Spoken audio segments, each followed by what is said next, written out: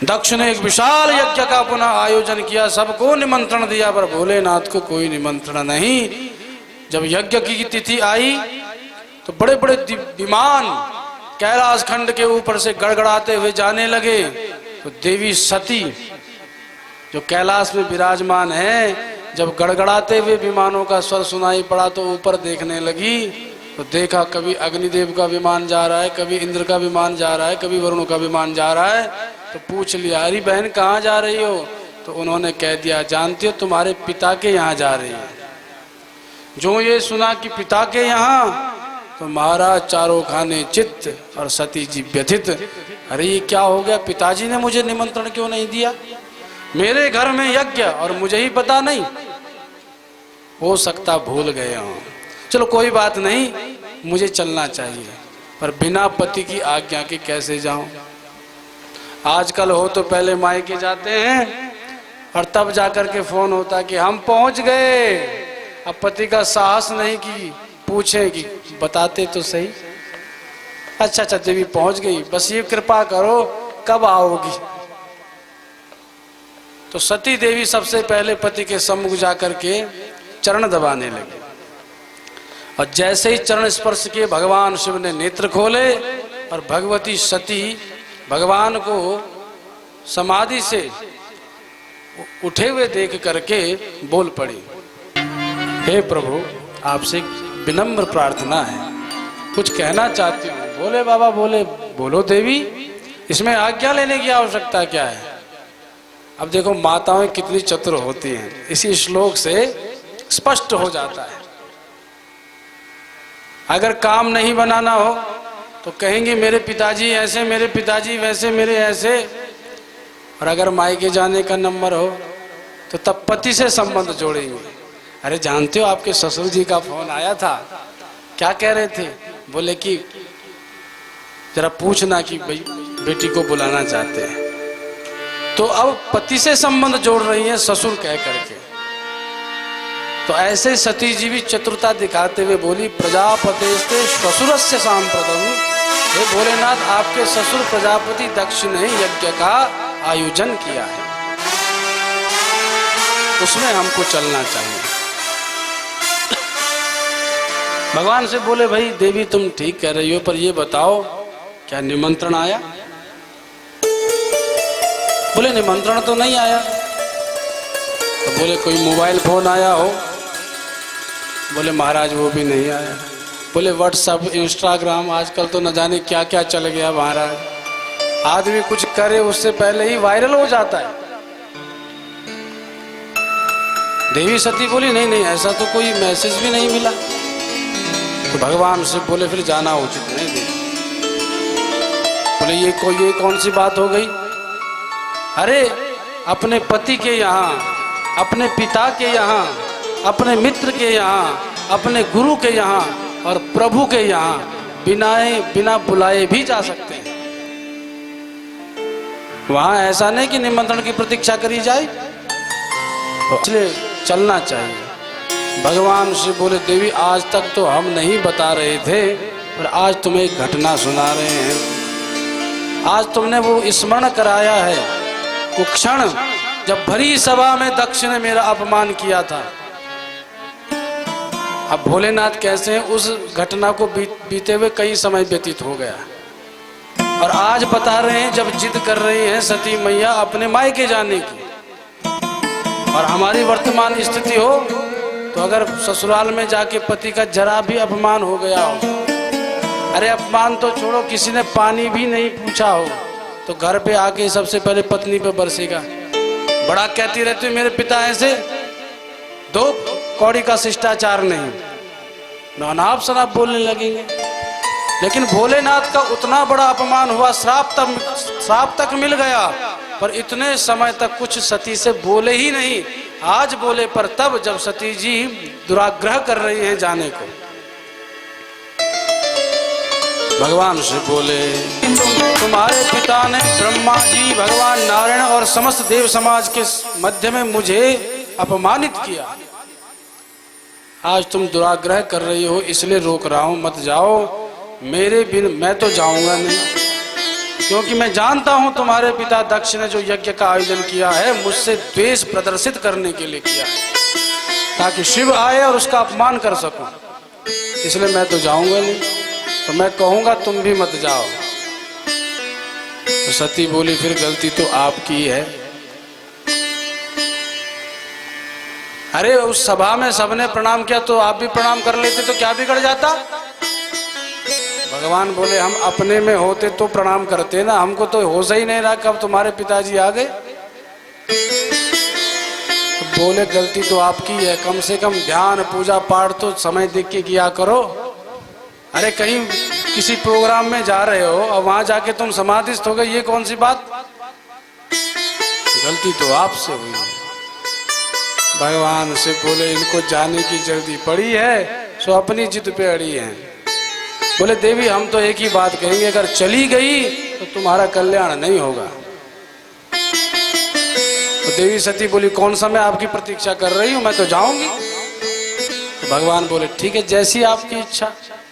अब भगवान ने नेत्र बंद कर दिए। अब भगवती सती क्रोध में कि मुझे रोक रहे थे कि पिता के यहाँ मत जा, मैं तो जाऊंगी। और जैसे ही कैलाश से बाहर निकली तो विचार करने लगी, अरे मेरा भोला भाला पति है, अरे बैठा ही तो था, अब प्रभु का ही तो नाम स्मरण किया था, पर मेरे पिताजी को क्या गर्मी चढ़ गई थी जो इतना अपमान कर दिया। इसलिए दोष तो मेरे पिता का ही है।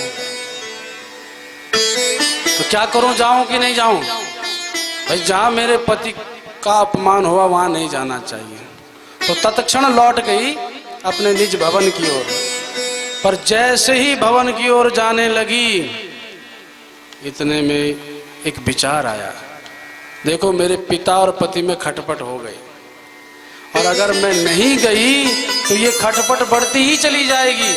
कल को न मैं पिता की यहाँ जा सकूंगी न पति को ले जा सकूंगी। तो अच्छा मौका है भैया, अकेले में तो पिताजी हो सकता क्रोध करें, पर समाज के मध्य में तो क्रोध नहीं करेंगे। मैं चरणों में गिर जाऊंगी और कहूंगी कि मेरे पति का अपमान क्यों किया, तो समाज में थोड़े कुछ अनाप शनाप बोलेंगे।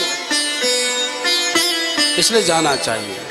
तो कभी बाहर जाती हैं कभी भीतर जाती हैं, अंत में विचार करती जाना ही चाहिए, तभी पिता और पति का मिलन होगा। अब भगवान नेत्र तो बंद किए हैं पर जानते हैं कि सती अभी गई नहीं। पर भगवान ने तत्क्षण नेत्र खोले हल्के से। प्रायः भोलेनाथ को आपने समाधि में देखा होगा, चित्र में भगवान शिव के नेत्र कभी पूरे बंद नहीं रहते, हल्के से खुले हैं, मानो संसार को भी देख रहे हैं और भीतर अपने जगन्नाथ को भी देख रहे हैं। तो भगवान ने देखा सती जी तो चली ही गई, तो नंदी भृंगी श्रृंगी आदि को भेज दिया, जाओ माता के साथ उनकी रक्षा करना, पर हाँ उनके वस्त्रों को भी लेकर के जाओ, क्योंकि भगवान जानते हैं कि अगर अपमान वहां मेरा हुआ सह नहीं पाएंगी, कुछ ना कुछ अकल्याण अवश्य घटेगा। नंदी अपनी पीठ पर बिठा करके भगवती सती को ले गए, और नंदी तो नंदी तीव्रगामी एक क्षण में कनखल में पहुंचे। जैसे ही सभा के मध्य में भगवती सती ने प्रवेश किया, सबने मुंह मोड़ लिया सती से। तो दक्ष ने भी देखा ये क्रोध पूर्वक देख रही है, सो तब बोल पड़े ये क्रोध पूर्वक क्यों देख रही है, तुझे किसने बुलाया। तो तब सती बोली पिताजी आपने मेरे पति का अपमान क्यों किया। तो बोले वो अपमान के ही योग्य है, उसमें पवित्रता है ही क्या।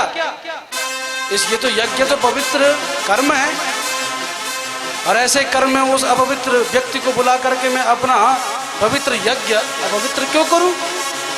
अरे वो कपाली है, भूत प्रेतों के साथ में रहने वाला है, नंग धड़ंग रहने वाला है, न शिष्टाचार का होश है। ऐसे भूत प्रेतों के भूतनाथ को हम भला क्यों आमंत्रित करें। ऐसी ऐसी बातें कहने लगा। सती ने तो कान बंद कर दिए। बोले हे दक्ष मेरे पति का अपमान करता है, जानता है शिव कौन है, वो तो सबका पालन करने वाले हैं। ऐसे परम हितकारी भोलेनाथ त्रिपुरारी पर तू ऐसा लांछन लगाता है, सावधान। और इतना कहने पर भी नहीं रुका और अनाप शनाप बोलने लगा, भाग जा, दौड़ जा, चली जा सती। तुझे इस यज्ञ में कोई आमंत्रित नहीं किया, न तुझे न तेरे पति को, वो इस यज्ञ में रहने योग्य नहीं है। आज तो छोड़, किसी यज्ञ में उसे आमंत्रित नहीं करूंगा। इतना कहा। अब सती जी विचार करती हैं, पति का तो त्याग कर ही दिया मैंने, अब पिता ने भी निष्कासित कर ही दिया है, अब किस मुख को लेकर के जाऊं। आई थी काम बनाने, पर काम बना के नहीं जा रही हूं। अभी तो भोलेनाथ के विरुद्ध ऐसी ऐसी बातें सुन के जा रही हूँ। इतनी निंदा इन करणों में भर चुकी है, इस हृदय में हृदयांकित हो चुकी है, इसलिए अब इस देह को रखने का कोई लाभ नहीं। तत्क्षण योगाग्नि प्रकट करी और देखते देखते भस्म, हाहाकार मच गया। सारे ऋषि महर्षि कांप गए, देवता कांप गए। भैया अब महादेवी ने जब योगाग्नि से अपना शरीर भस्म कर दिया, तो अब महादेव महाकाल के कोप से कौन बचाएगा? तो किसी का साहस तो है नहीं।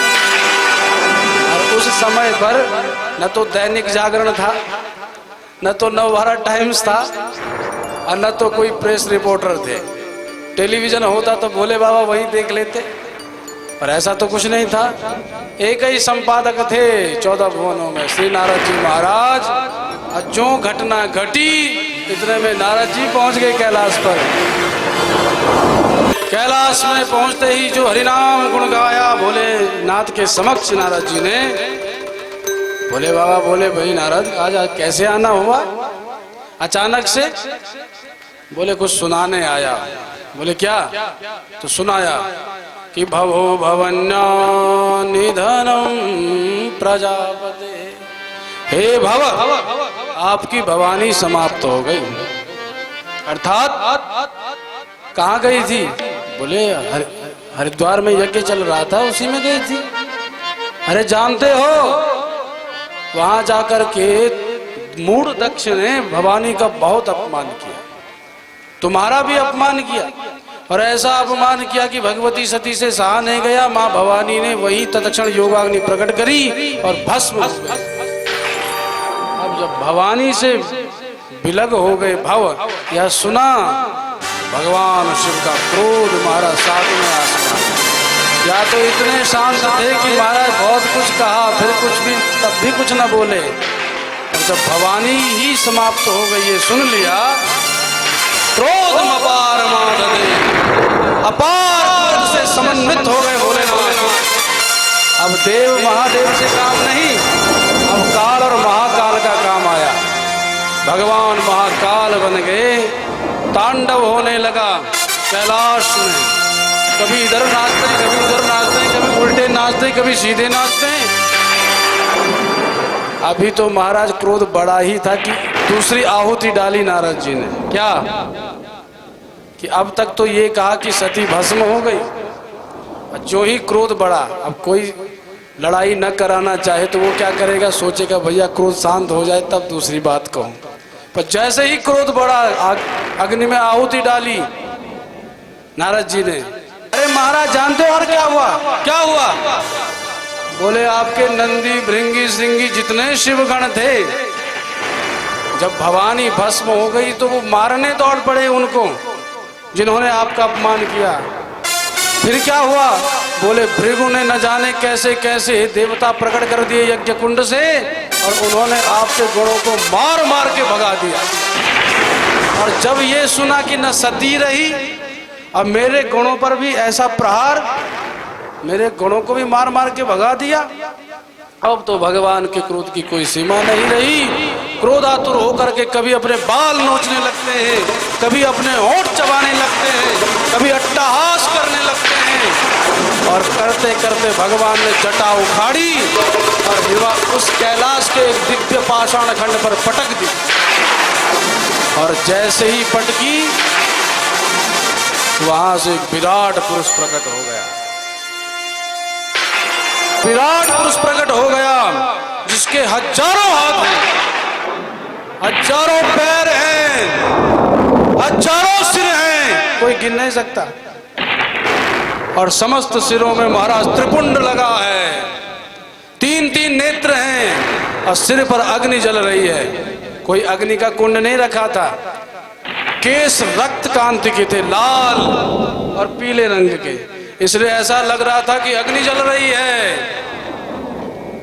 विशाल दांत हैं, विशाल वपु देख लेकर के वो पुरुष प्रकट हो गया। वो कौन था? साक्षात शिव जी के ही स्वरूप भगवान वीरभद्र प्रकट हो गए। बोल वीरभद्र भगवान की। जैसे ही भगवान वीरभद्र प्रकट भये, अंजलि बांध करके भगवान शिव से बोले, हे भूतनाथ भोलेनाथ, आपने किस कारण से मेरा आवाहन किया है? भगवान एक ही बात बोले कि दक्षम सयज्ञम जहिमद्भटा त्वमग्रणी रुद्र भटांश सोमे। अभी जाओ, कनखल में यज्ञ हो रहा है दक्ष का, उस यज्ञ को विध्वंस कर। तो बोले दक्ष को छोड़ दो? बोले नहीं, दक्षम सयज्ञम, दक्ष सहित यज्ञ को ध्वस्त कर दो।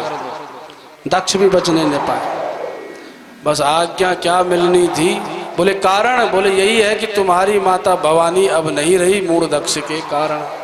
अब भवानी मैया नहीं रही, वो भी दक्ष के कारण। तो भैया माता को कष्ट हो, पति को क्रोध आए तो कितना क्रोध आएगा। और अगर पुत्र को पता चले कि माँ पर हाथ उठा दिया किसी ने, सच्चा बेटा हो। जब वीरभद्र भगवान ने सुना कि माँ भवानी के देहत्याग का कारण दक्ष है, तो महाराज परिक्रमा करना भूल गए भोलेनाथ की, और अट्टहास करते हुए निकल पड़े हरिद्वार की। अब जा रहे थे, मार्ग में शिवगण भाग करके आ रहे थे कैलाश की ओर, और जो देखा वीरभद्र को तो प्रसन्न हो गए, हमारा सेना नायक आ गया। अब वीरभद्र भगवान के पीछे सारे रुद्रगण भी हरिद्वार की ओर चल पड़े। बोलो भक्त वत्सल भगवान। अब इधर यज्ञ कर रहे हैं दक्ष, बड़े बड़े महामुनि यज्ञ में आहुतियां दे रहे हैं। इतने में उत्तर दिशा की ओर से भयंकर धूल उड़ती हुई दिखाई पड़ी। तो एक बोलने लगा, भैया ये धूल क्यों उड़ रही है? अरे गैयाओं के आने का समय है तो गैयाएं आ रही होंगी। दूसरे बोला, इतनी धूल तो कभी गैयाओं के आने पे नहीं उड़ती। तो एक बोला, कहीं चोर तस्कर तो नहीं आ रहे? बोले नहीं, क्योंकि प्राचीन वर हिर जीवती हो ग्रदनृदा। अभी तो प्राचीन वर ही महाराज जीवित हैं, उनके रहते चोरों का कोई कार्य सफल नहीं हो सकता। चोर नहीं है, फिर क्या? एक बोला, भैया मुझे तो लगे जो हमने अपमान किया है भोलेनाथ का, शिव का, वही भोलेनाथ का किया हुआ अपमान ही काल रूप में आ रहा है। विचार कर रहे थे, कोई कुछ कहता कोई कुछ कहता, विचार कर ही रहे थे कि इतने में रुरुजुरु यज्ञपात्राणि तथेके नीननाशयन् कुंडेश्वमूत्रयन् केचिद् विविधुर्वेदि में खला। इतने में अट्टहास करते हुए महाराज शिवगण पहुंच गए। किसी ने ठोकर मार करके यज्ञ कुंड की मेखला ही तोड़ दी, और किसी ने जो पत्नीशाला पुरुषशाला बनी थी उसको उजाड़ के रख दिया। किसी ने जितने भी यज्ञ के पात्र थे सब फोड़ दिए, और एक ने तो ये कर दिया, यज्ञ कुंड जल रहा था तो उसमें मूत्र करके यज्ञ अग्नि ही बुझा दी। ऐसा भयानक दृश्य देखा कि दक्ष चौंक गया, ये क्या हो रहा है? अभी कुछ समझ पाता कि इतने में जैसे जंगल में बहुत सारे जानवर घूम रहे हों और कोई सिंह बैठा हो किस पर आक्रमण करूं, और अपने शिकार को चयनित करके उसी पर दृष्टि गाड़ के बैठा है, और अचानक से हमला बोल करके अनेक जानवरों के मध्य में से उसी शिकार पर आक्रमण करता है जिसको उसने पहले निशाना बनाया। ऐसे ही उस सभा में तो बहुत बड़े अनेक देवता थे, बड़े बड़े ऋषि महर्षि थे, पर जब वीरभद्र भगवान वहां पहुंचे तो उन्होंने किसी को नहीं पकड़ा, सीधा जाकर के दक्ष की गर्दन भृगुंभभंग मणिमान वीरभद्र शांतिम चंडीशः भूषणं देवं भगं नंदीश्वरो ग्रही। मणिमान ने भृगु ऋषि को पकड़ लिया, भगवान वीरभद्र ने दक्ष की गर्दन दबोच ली और चंडीशं भूषणं देवम, चंडीश ने पूषा ऋषि को पकड़ लिया। अब भगम नंदीश्वरो ग्रहीत, भग ऋषि को नंदीश्वर ने पकड़ लिया। अब जब भोलेनाथ का अपमान हो रहा था पूर्व में यज्ञ में, तो जिसने भोलेनाथ के अपमान के समय जैसे जैसे संकेत किए थे उसी अनुसार दंड मिला। जिसने भोलेनाथ के अपमान के समय पर आंखों से इशारा किया, अच्छा हो रहा है, उसकी आंखें फोड़ ली गई। जो भोलेनाथ के अपमान के समय पर हंसा था, हा बहुत अच्छा हो रहा है, उसकी बत्ती निकाल के हाथ में दे दी। जो महाराज भोलेनाथ के अपमान के समय पर खूब मूंछों पर ताव मारा था, ठीक हो रहा है, उसकी मूंछें ही उखाड़ के फेंक दी। महाराज जिसने जैसे अपमान के समय संकेत किए वही दंड प्राप्त हुआ उनको। पर भगवान वीरभद्र जैसे ही खड्ग से दक्ष का सिर धड़ से अलग करने लगे, पर हुआ नहीं। अंत में भोलेनाथ का ध्यान किया और जैसे दृष्ट्वा संयमनं योगम पशूनां सपतिर्मखे यजमान पशो कस्य आयाते नर। जैसे किसी पशु का जब बलिदान दिया जाता है तो ऐसे नहीं काटा जाता, एक झटका मार करके सर धड़ से अलग कर दिया जाता है।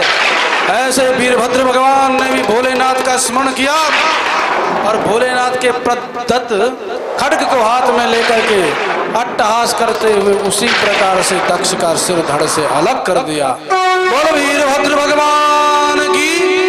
और फिर भी शांति नहीं हुई तो दक्ष की मुंडी उठा करके यज्ञ कुंड में ही स्वाहा कर दी। तब भी शांति नहीं हुई तो सारे यज्ञ मंडप में आग लगा दी, तब भी शांति नहीं हुई। तो जितने देवता ऋषि गण बैठे थे, जिन्होंने भोलेनाथ का अपमान देखा, सुना, सहा, उन सबको मार मार करके निकाल करके भेज दिया अपने अपने लोगों को। बोलो वीरभद्र भगवान